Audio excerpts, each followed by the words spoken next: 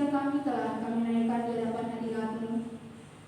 Kini tiba saatnya kami anak-anak-Mu akan mendengarkan kebenaran firman-Mu. Mari kiranya Tuhan urapi setiap hati dan batin kami, kosongkan setiap hati dan batin kami, agar firman-Mu yang akan kami dengarkan boleh mendapat tempat yang layak, boleh tertanam dan tertabur, kemudian mampukan kami Tuhan untuk menjadi pelaku firman Tuhan yang setia.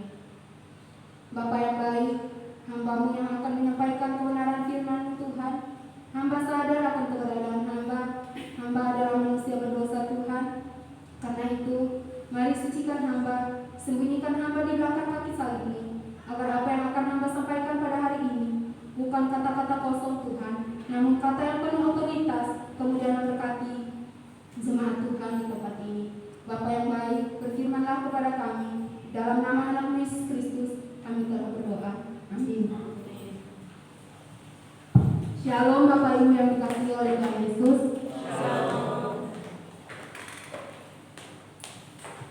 Satu anugerah terbesar yang Tuhan kerjakan dalam kehidupan saya, yang patut saya syukuri, bahwa hari ini Tuhan boleh memberikan saya kesempatan untuk dapat berdiri di depan Bapak Ibu untuk menyampaikan kebenaran firman Tuhan. Saya juga mau mengucapkan terima kasih sudah memberikan saya kesempatan untuk menyampaikan kebenaran firman Tuhan pada hari ini. Langsung saja kita membuka Alkitab kita dalam Lukas pasal 3 ayat 15 sampai dengan ayat yang ke-20, ayat yang ke-17, kemudian ayat yang ke-21 sampai dengan ayat yang ke-22.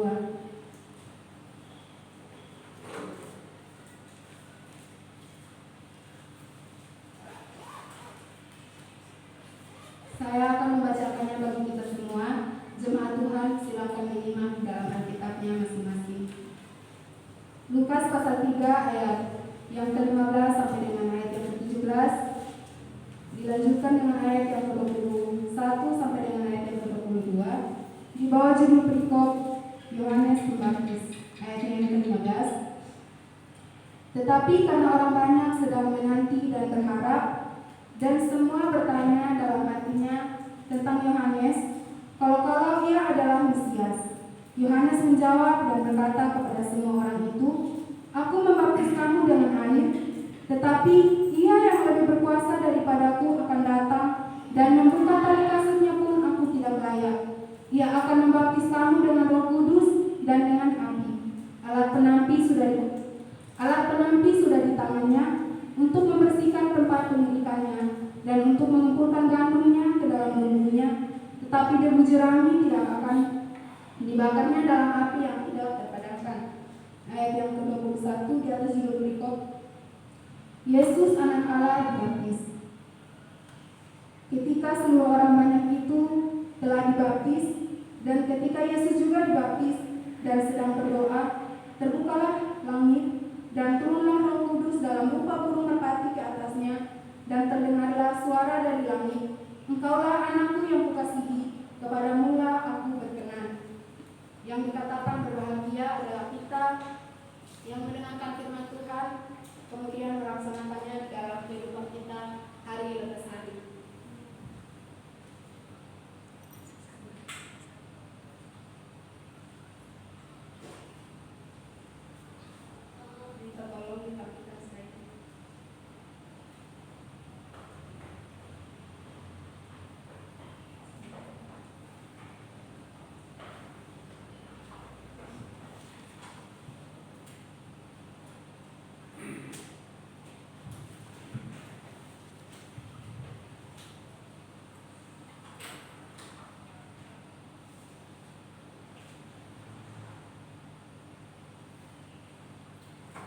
Firman Tuhan pada pagi hari ini yang berjudul Baptisan sebagai tanda pertobatan. Yohanes Pembaptis menyatakan bahwa kedatangan Mesias menuntut kita, setiap orang percaya, untuk mengambil keputusan bertobat. Sesuai dengan tema kita pada pagi hari ini, yaitu baptisan sebagai tanda pertobatan, kita bisa melihat di dalam ayat sebelumnya, di dalam kitab ini, Di dalam Lukas pasal 3 ayat yang ketiga, Yohanes menyerukan untuk kita bertobat. Yohanes dipilih sebagai penunjuk jalan bagi kita. Bapak Ibu yang terkasih, kita semua yang ada di sini, sebenarnya kita juga memiliki tempat yang sama seperti Yohanes. Tetapi bagaimana cara kita mengamalkan dan melakukan pelayanan yang Tuhan percayakan kepada kita.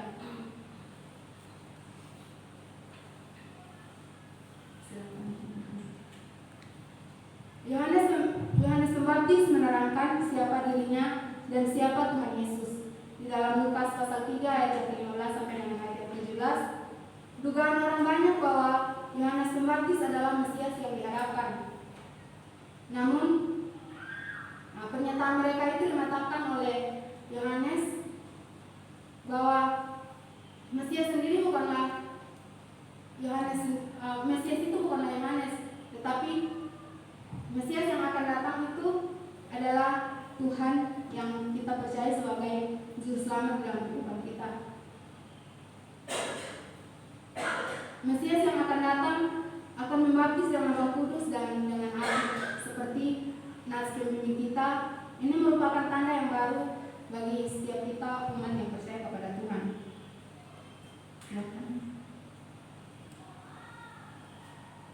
Nah, pada pagi hari ini juga kita akan melihat apa arti baptisan. Baptisan merupakan salah satu sakramen dalam gereja Protestan yang kita akui ada dua sakramen. Yaitu sakramen baptisan kudus dan perjamuan kudus. Namun pada hari ini kita akan membahas tentang baptisan kudus. Sakramen berasal dari bahasa Latin yaitu sacramentum, yang artinya bahwa apa yang dilakukan adalah tanda khusus yang digunakan Allah untuk menyatakan maksudnya. Dalam Perjanjian Baru, baptisan berasal dari bahasa Yunani yaitu baptizo, yang berarti menyelamkan atau mencelupkan. Sedangkan di dalam Perjanjian Lama, baptisan dikenal dengan istilah tefila atau yang artinya adalah pembersihan atau penyucian. Nah, yang mau kita pelajari pada hari ini adalah pertobatan yang diserukan oleh Yohanes Pembaptis. Tentu kata bertobat ini mempunyai makna yang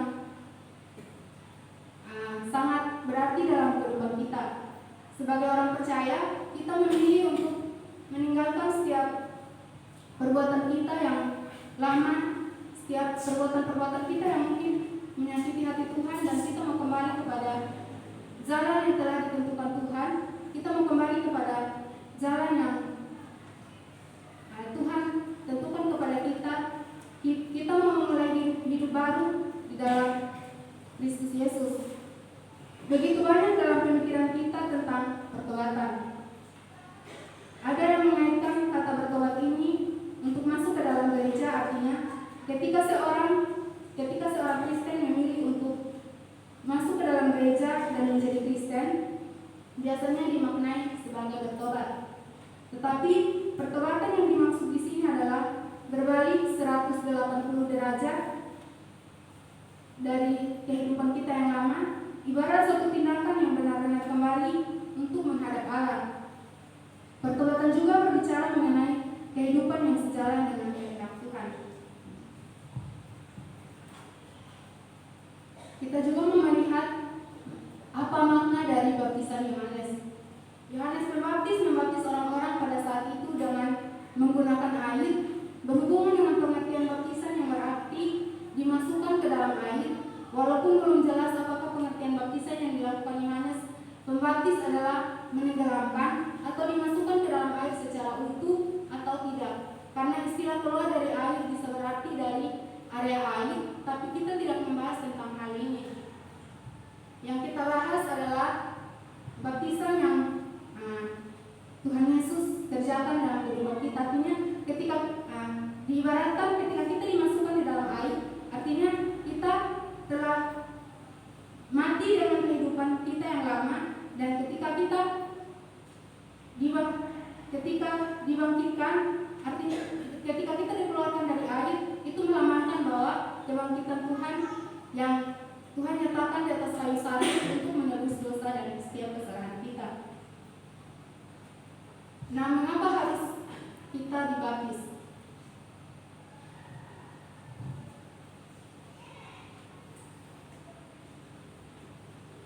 Kalau kita ditanya mengapa kita harus dibaptis, maka jawabannya adalah baptisan merupakan perintah Yesus.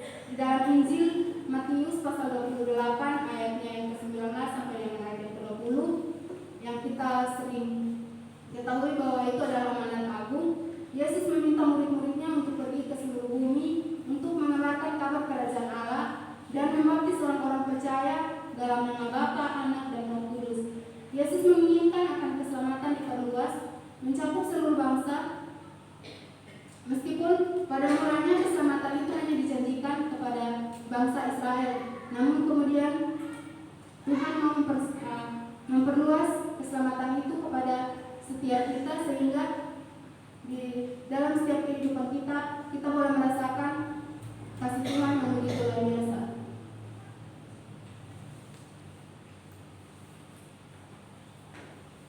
Yesus juga memberi teladan kepada kita untuk dibaptis.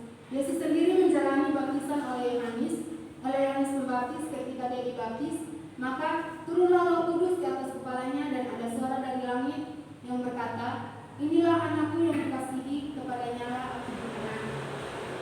Firman Tuhan pada hari ini mau mengingatkan kita bahwa Tuhan yang kita percaya akan terus menjaga dan menuntun setiap kehidupan kita.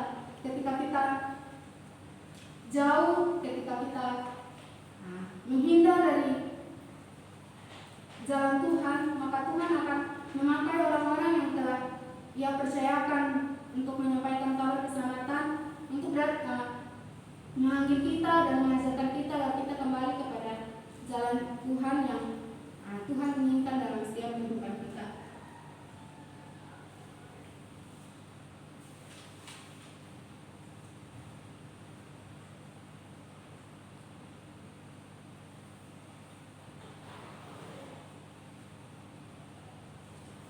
Tujuan baptisan di sini adalah bukan berarti kita dibaptis untuk diselamatkan, akan tetapi penyucian hidup dan tanda dari orang tersebut untuk mengikut Kristus.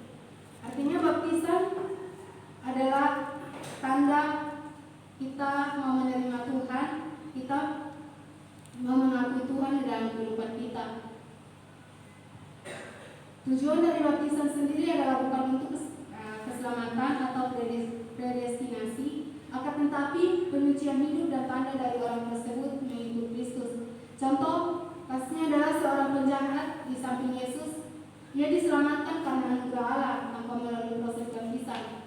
Kata Yesus kepadanya, "Aku berkata kepadamu, sesungguhnya hari ini juga engkau akan ada bersama-sama dengan aku di dalam Firdaus." Keselamatan yang Tuhan kerjakan bukan melalui baptisan, karena ketika kita dibaptis berarti kita mau meninggalkan kehidupan lama kita dan kita mau mengakui Tuhan sebagai juru selamat kita.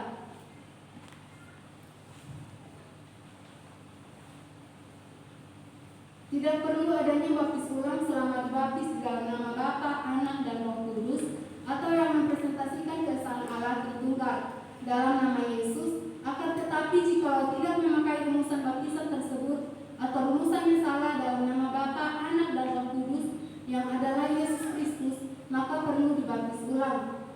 Sebab dalam nama baptisan tersebut tidak mengakui keesaan Allah Tritunggal maupun tidak mempresentasikan keesaan Allah Tritunggal. Ketika kita sudah dimeteraikan dengan mengatasnamakan Bapa, Anak, dan Roh Kudus, berarti kita sudah sah menjadi milik Kristus. Dan ketika kita berada di luar dan kita ditawarkan untuk dibaptis lagi, maka kita harus menolak hal tersebut, karena dalam kehidupan kita baptisan hanya berlaku untuk sekali saja. Mengapa Yesus dibaptis? Yesus dibaptis bukan untuk pertobatan atau pengakuan dosa, karena Tuhan Yesus tidak berbuat dosa. Jika Tuhan Yesus berbuat dosa, maka dia tidak layak menjadi juru selamat kita. Tuhan Yesus mau menyerahkan dirinya dibaptis karena dia mau menyamakan dirinya dengan kita manusia yang berdosa.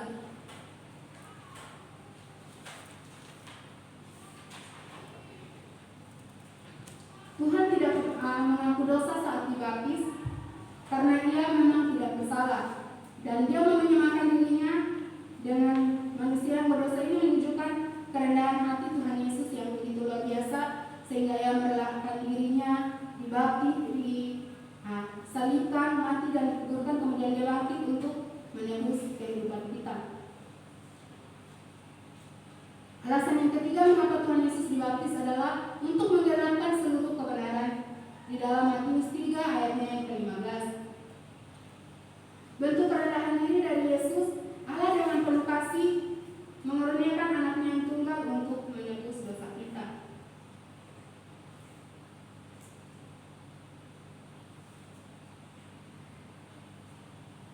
Di dalam Lukas pasal yang ketiga ayat yang ke-22, seluruh proses pelantikan terjadi ketika Yesus sedang berdoa.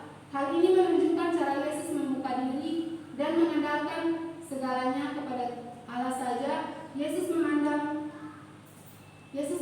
hidup dan seluruh karya pelayanannya sebagai karunia, pilihan dan pemutusan Allah sendiri. Ia ingin melaksanakan tugas pelayanannya sebagai Mesias juga menurut rencana Allah sendiri.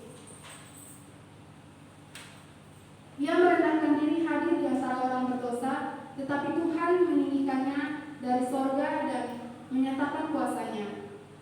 Seperti yang kita lihat di dalam ayat yang ke-22 ini. Dan turunlah Roh Kudus dalam rupa burung merpati di atasnya, dan terdengarlah suara dari langit, engkaulah anakku yang kukasihi, kepadamulah aku berkenan.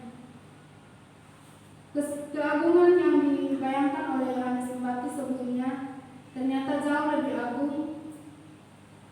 Tuhan Yesus telah menyatakan keagungannya dalam diri. Yesus telah menyatakan keagungannya dalam diri Tuhan dengan penuh kasih. Bagi orang percaya, Roh Tuhan ada pada kita dan Dia curahkan dalam kehidupan kita agar kita tetap semangat, sukacita untuk menjalani hidup sebagai anak-anak Allah.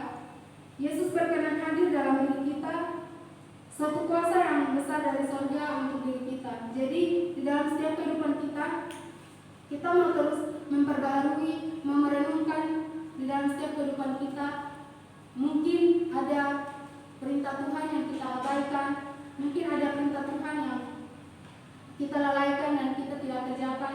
Setiap talenta yang Tuhan percayakan kepada kita untuk menjalankannya, kita mengabaikannya. Karena itu marilah pada hari ini kita menyerahkan kehidupan kita sepenuhnya kepada Tuhan. Kita mengakui bahwa kita adalah milik Kristus dan kita telah menyerahkan kehidupan kita untuk dipimpin oleh Tuhan. Demikian firman Tuhan yang saya sampaikan pada hari ini. Kiranya Tuhan Yesus memberkati. Kita berdoa. Puji dan syukur kami panjatkan hadapan hadirat-Mu. Terima kasih Tuhan untuk penyertaan-Mu di dalam kami mendengarkan, bahkan hamba menyampaikan kebenaran firman-Mu. Apapun yang hamba sampaikan Tuhan, biarlah memberkati setiap jemaat Tuhan dan kami mampu melakukannya di dalam kehidupan kami hari lepas hari. Di dalam nama